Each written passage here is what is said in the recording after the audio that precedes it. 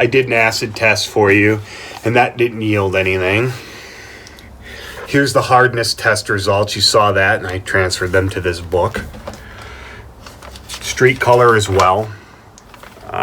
More observations that I talked about while conducting the test, or further notes upon reflection that I thought are important in identifying this, identifying our potential Naujaite. You saw this already. I transferred it to the lab book as well. Okay, that would be my first normalization and plot on the QAPF diagram.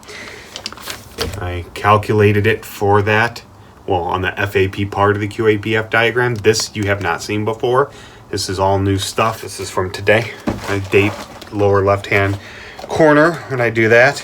And that would be that is my orange plot on here. Okay? All right, so that's that one. Well, when I look at this and I say, okay, this rock is 34% dark brown, this dark brown mineral, eudolite, okay? That's a visual volume estimate. Me using my eyes to look at this to get a visual estimate, all right?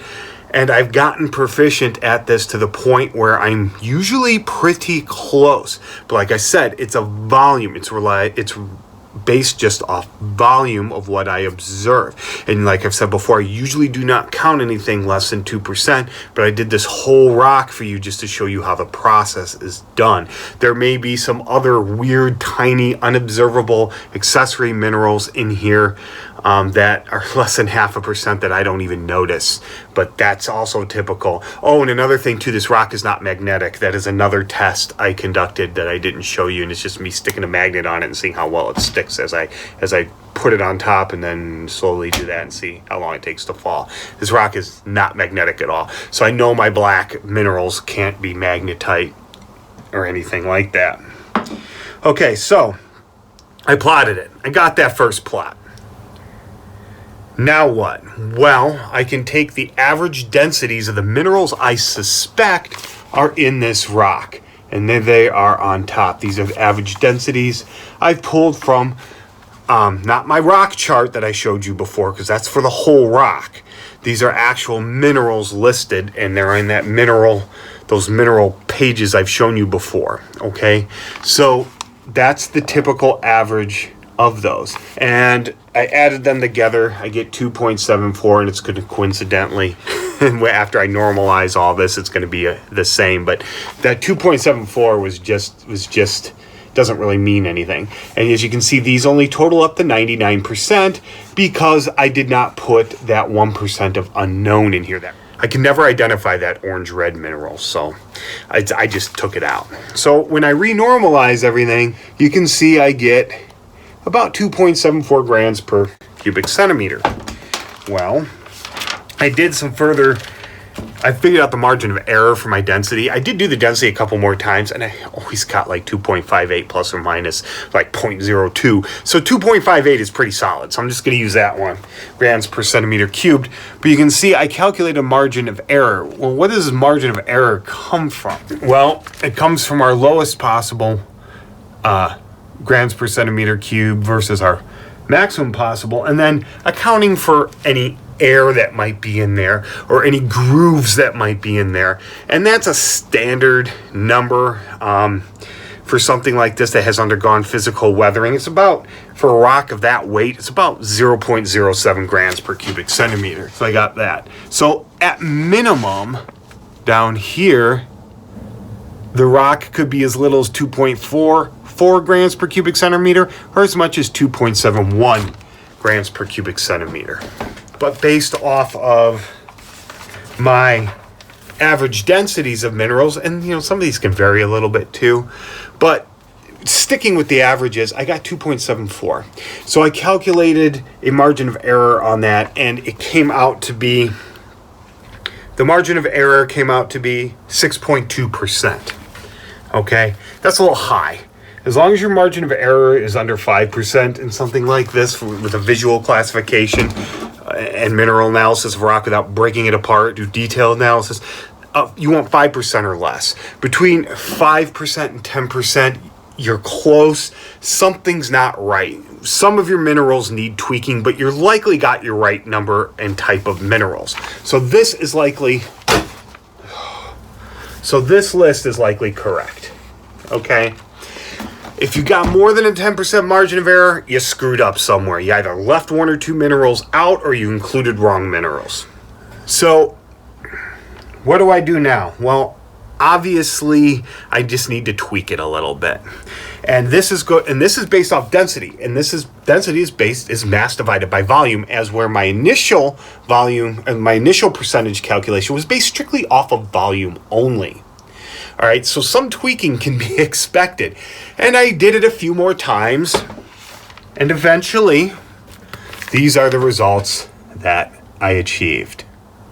And as you can see, eventually I came up with a 2.0 grams per cubic centimeter, which put me at 4.75% margin of error. I'm less than 5. I can stop. So here you can see my list of minerals. That's an abbreviation from these minerals here. So it's the same set of minerals. And I also added down here what you can see, and it's based off of other observations that you saw and me flipping through this before. You can see I have an order of crystallization here, which helps, and it is consistent with the minerals I suspect are in this rock. So after we do the renormalization again, we get down there, we get an udalitic nepheline sodalite cyanite. That is this yellow circle here. Okay, and that's probably actually what the rock is. But like I said, I had to include some circles for margins of error, so it could be anywhere within that. It's likely within that blue circle, but it can be anywhere within that orange circle. Okay, so that's how I got that. And there's my intercepts on the bottom. You can see the legend there. Okay. So that's how this stuff happens, okay? Doing this visually has its advantages. I mean, you don't have to destroy the rock. And if you're good at it, you can get pretty close. So you can see I didn't need much tweaking. I calculated a 2.74 grams per centimeter cubed density of the rocks based on average minerals. And my maximum was that within my margin of error of actually measuring it was 2.71 grams per cubic centimeter. So I wasn't that far off, but I was above 5%. So I had to pull it down below that maximum to get it within that. And that's to be expected. That's what happens because mass, remember originally I just visual acuity, oh yeah, it's the surface area volume based off of a two-dimensional surface area of a three-dimensional object. Well, when I actually take density, I'm measuring the entire 3 dimensions. So there is going to be some difference. I've done that before with other rocks, and it's also come up with similar conclusions. And it's a good way to check to see how close you are in your mineral identification. So I am confident of this named rock type, which possibly could make it a naujilite. The problem being is I can have no way of knowing that beyond a shadow of a doubt. I never would anyway. I could only get maybe greater than 90% confidence.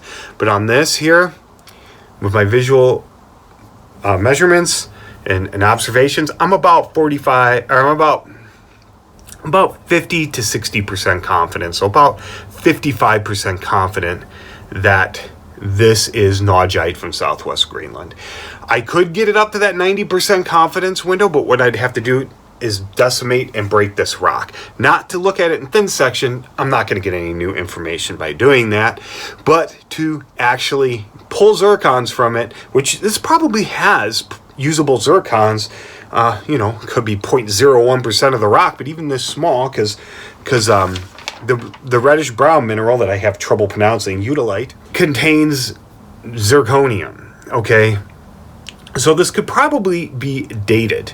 And if I got between 1.17 billion with a B and 1.299 or 1.30 billion with a B years old, well, it can't be mid-continent rift from Lake Superior region because that's slightly younger than that. So this would have to be very confidently from southwest Greenland, this Naujaite. But like I said, I wouldn't know that without dating it, and I'm not going to tear the rock apart. So anyway, I think that's it. I hope you could make heads or tails of this, because I'm really proficient in doing this kind of stuff in my head, but it's hard for me to sometimes express that to you. So leave any comments or questions below. I hope you enjoyed it, and I hope you learned something.